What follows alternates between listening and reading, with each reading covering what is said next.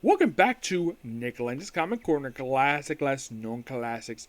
This is episode number 2417 and Doubleshot number 2311. We'll first start off with the sequel to one of the worst Spider-Man stories that have been released in the past 23 years. That story being Sins Past, a story that was canon until 2021.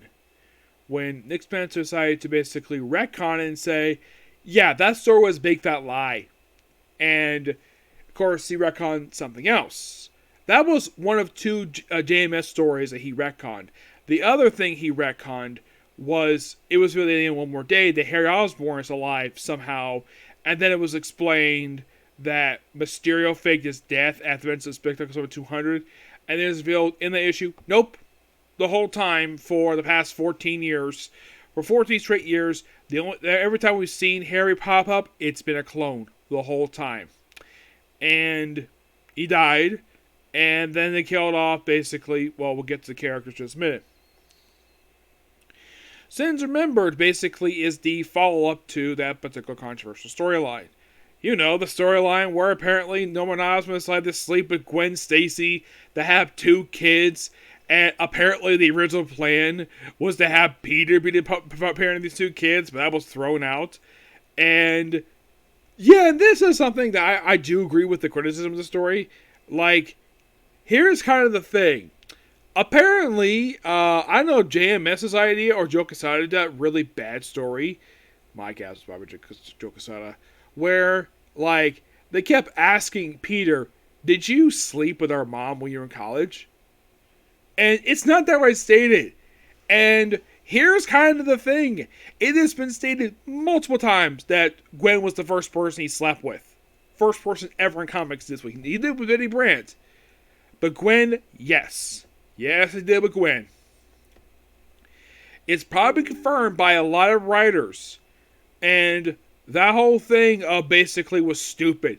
Yeah, it was the 70s, but who freaking cares about that? That's not the issue here. The whole sex thing is really, I do agree with that criticism. It's really stupid. They were consenting adults at the time. So there was nothing illegal about what they were doing. So implying the fact they didn't do it was stupid. Sins Remembered is simply basically covering issues 23 and 26. And by the way, Paul Jenkins has nothing to do with the storyline at all. He is not the writer of these issues.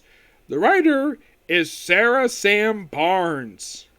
And the artwork is done by Scott Eden. The cover artwork, here's a shocker for you. The cover artwork is done by Greg Land, Matt Ryan, and Justin Pousser. Sins Remembered. Yeah, it's simply Peter going to Paris with Sarah Stacy. You know, the alleged daughter of Gwen Stacy. And by the way, Sarah never finds out about her uncle and her mother's cousin Jill. Never meets them. Never. So yeah, the whole thing is basically kind of thought what Raph into that story. Where I think at one point, I think it was in this story here, there's also this one really... apparently for some stupid reason, Sarah Barnes thought a good idea to do this. We have a full 2 paragraphs of dialogue on one freaking page. Like, really?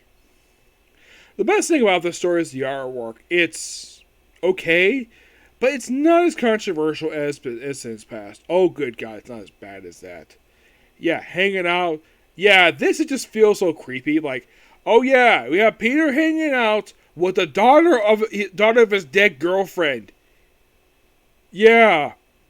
And she's depicted as like a damsel in distress, and by the end of the story, she becomes an Interpol agent, a flashback with Norman Osborn. It's not that good of a story. Yeah. And by the way, in case you can wait. Where's 21 and 22? Next volume. Yep. For some stupid reason, they decided to do a follow-up in this spin-off book. I do not know why. Oh, look, something that possibly happens. And this is creepy. Peter kissing his dead girlfriend's daughter. Yes, this is so freaking creepy. Like, Yeah, and then of course you have basically swinging his webs in Paris. And by the way, this is pre One More Days and also pre Civil War One. It is just so stupid. Not a fan of the story. There's at one point you see Sarah kissing Peter on the lips, and Mary Jane's shocked about this. And Peter's like, Sarah, Peter. Here's the thing. Sarah's the one who kissed him. Peter had nothing to do with it.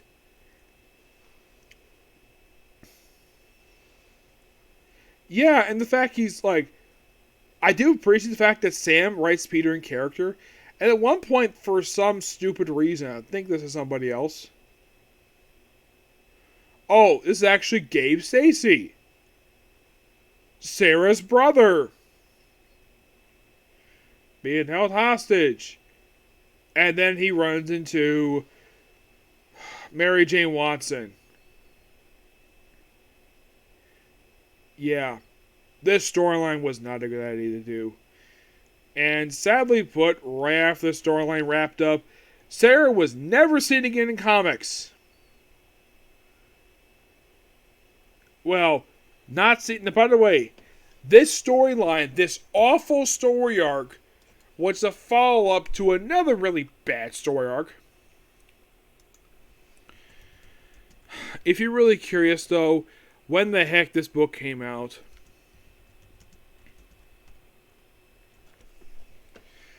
this came out in 2005, a year after I started reading comics.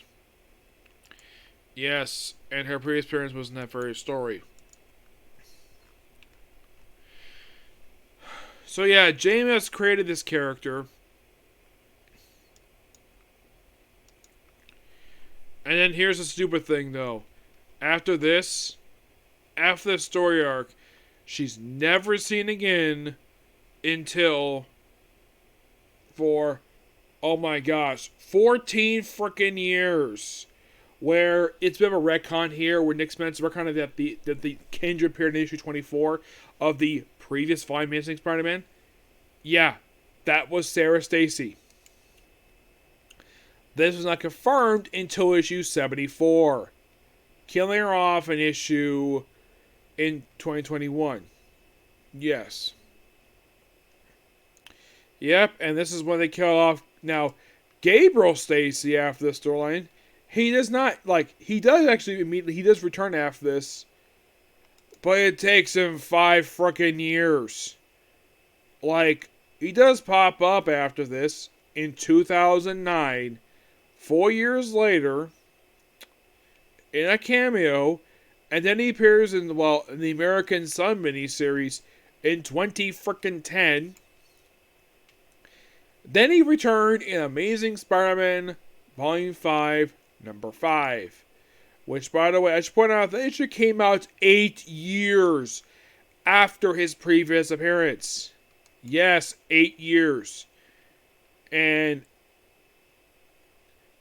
yeah. So as of now, I've covered both these two characters.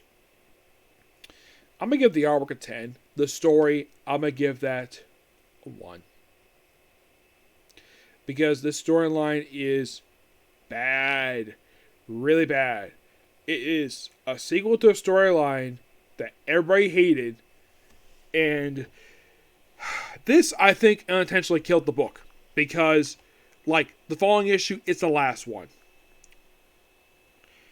But let's go to something really good here.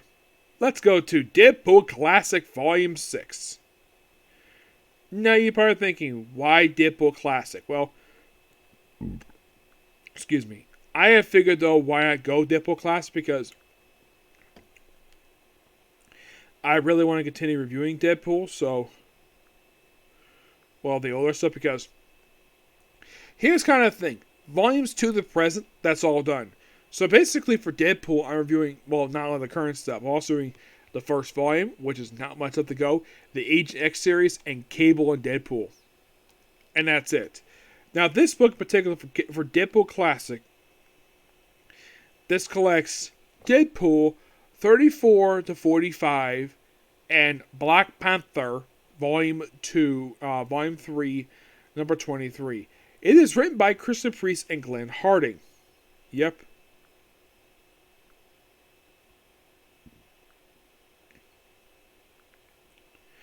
You might think, okay, getting to 45 basically means that, let's see, because the volume's got 69 issues, that 24 left. Yep, that's exactly left.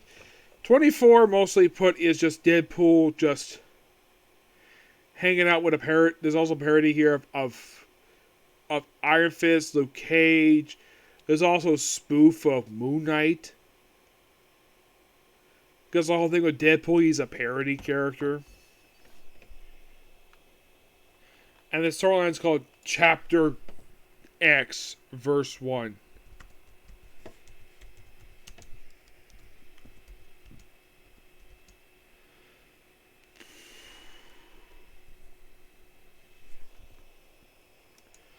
And by the way, these issues were released from September 1999. And we conclude in August 2000. Yeah. So, the Chapter X story arc, this is roughly 4 issues. That also has a guest appearance by Thor. Yep. We have Thor appearing here as a loose crossover with his own book and deal with the whole Jake Olsen stuff. Yeah, and by the way, this was Jake Olsen's one of 3 appearances he made outside of the Thor comic. Yep. Yeah, and the villain of that issue was Loki. So, who's Deadpool fighting issue 35? Well, fighting Loki's abductor, who turns out to be Loki, fights the Thing, and Franklin Richards because he worked with the Frightful Four. In 36, he takes on Bullseye and Loki. In 37, it's a very interesting story for what it is. I at least appreciated it. Yep. And then right after this story arc here, we have the Johnny Handsome story arc. We had the first appearance of a character named Scorch, who appears as solo issue. Yes, ladies going after Deadpool. And this story, I think, continues for, let's see. This continues until 41. Actually, no, it wraps up with issue 42. For 40. Yeah, it's only just a quick, let's see. It's like, yeah, it's only like a 2-issue storyline. Yeah, and the second issue involves Titania popping up. And, okay, Titania is revealed in issue 45 that this Titania is not the actual Titania. Issue 45 is actually Deadpool's old girlfriend Copycat. Yep. And we also have Constrictor here. And Taskmaster. We also have Deadpool's interns. Yes, seriously. Yeah. And they appeared for 2 issues, and that was it for them. Oh, I love the cover for issue 40. In space, no one can hear you scream. And Deadpool's like, but I'm going to keep yelling anyway, which is a good spoof on the Alien franchise. So awesome. I kind of love the fact that we're basically poking fun of basically pop culture here. Like, not in the case of 34, basically 34 to 37, no, not really. 40 does, or 41. 40 pokes fun at Alien. 42, it's basically have a debut of a character named Dirty Wolf, which he is a spoof of Lobo. No, seriously, he's here for issues 41 and 43. It's like, oh, let's just have Deadpool fight Lobo. You know, the character who people think is the actual actual Deadpool's kind of part of DC Comics, not Harley Quinn. Yep. And then take on Humbug. I love basically, and the cover itself is basically a clear homage to, and I'm not kidding about this, the cover is a homage to G.I. Joe, Real American Hero, issue 21 by Larry Hama, his favorite issue. As a matter of fact, you gotta love basically the title of the storyline. It's called Silent but Deadly Interlude. Yes. Yeah, the whole title itself, it's a spoof of G.I. Joe. Which, here's the thing. G.I. Joe, I think at this point in time was not published in Marvel. I think Devil's Due got the license to publish it. Basically a line that people consider to be pretty bad. And then 43, well, fights the Absorb Man. Who last appeared in Thor, which I'll talk about him in the future. Yep. And in 44, we have the Cat Trap story arc. Yes, it's a 2-part story arc where Deadpool crosses up with the Black Panther. And why not? Priest writes both books, so why the heck not? And 45 is basically revealing that, Copycat poses the Titania. And then we have Deadpool's father show up in this issue. Thomas Wilson. Yeah, I think this actually was his debut appearance. And then he got killed off 14 years later. Yeah. Weird character he is. Mm-hmm.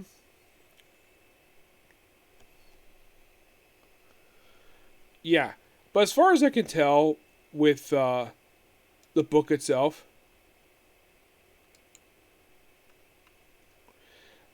these issues themselves, they're really good. In my opinion, a lot better than the Spectacular Spider-Man issues, but still, yes. But in the case of Spectacular Spider-Man, next time I talk about that book, it will be the end of that volume. And then pretty much basically I'll be focusing on the first volume at that point. Okay, so I give Deadpool Classic Volume 6 a 9 out of 10. Really good. A lot better than Spectacular Spider-Man. Okay, so that's the next up is basically we're discussing a Thor Epic Collection and Defenders. Okay, next video. Bye.